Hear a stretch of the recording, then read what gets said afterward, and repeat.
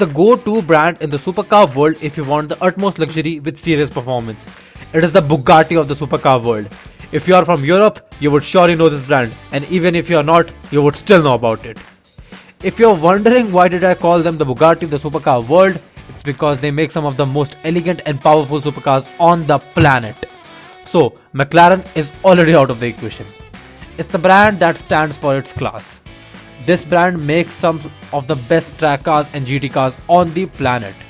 This is the brand that put British engineering on pedestal. If you still haven't guessed it, then the answer is Aston Martin. Yes, the same brand that makes 820 horsepower Vulcan also makes cars that have a twin-turbo V12 engine in them, and their whole purpose is to drive you and your kids to the mountains for a nice weekend vacation. But the car that's in discussion today is an entry to this brand.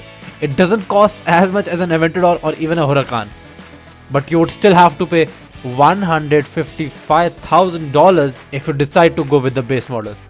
So no further talking, let's dive into the review. If there is one aspect where Aston Martin can't be beaten by any other supercar manufacturer, that's in terms of design.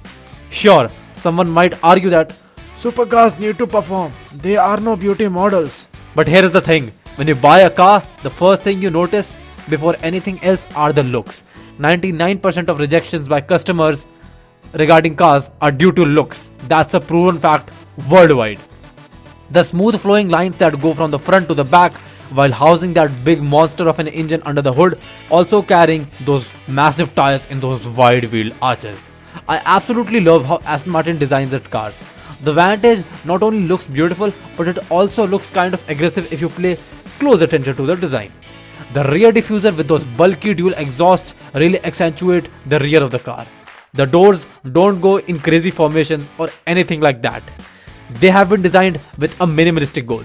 They open slightly upwards to avoid any obstructions you might face on the road. Coming to the design of the rims, I absolutely love them when they're blacked out. The others like the silver, not so much. Lime essence is the best color I can think for this car. It absolutely makes it stand out.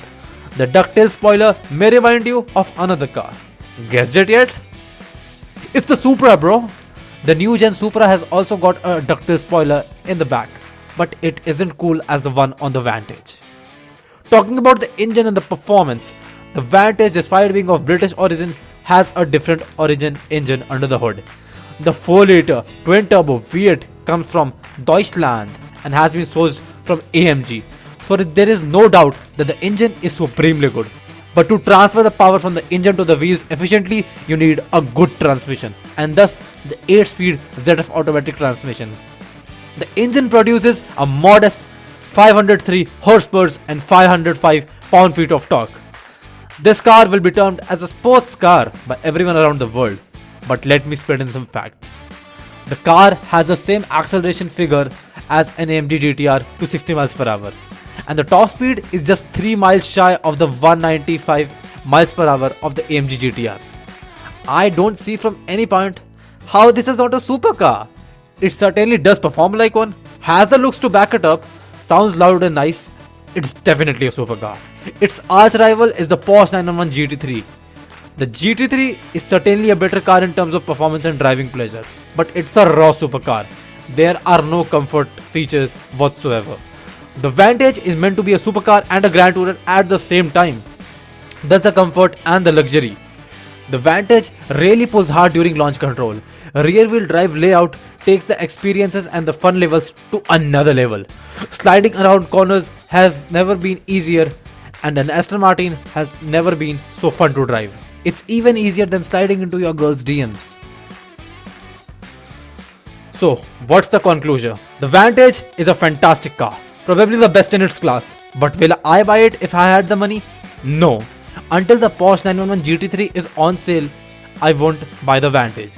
I love the Vantage, but I love the GT3 more. The GT3 is my supercar, and it's a car on which I have been fantasizing from years now.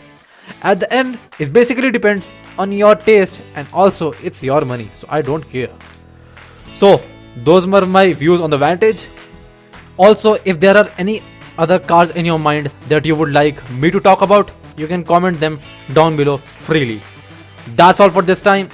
Subscribe, like, share to help the YouTube algorithm to help this video reach out to more viewers. Till then, ciao.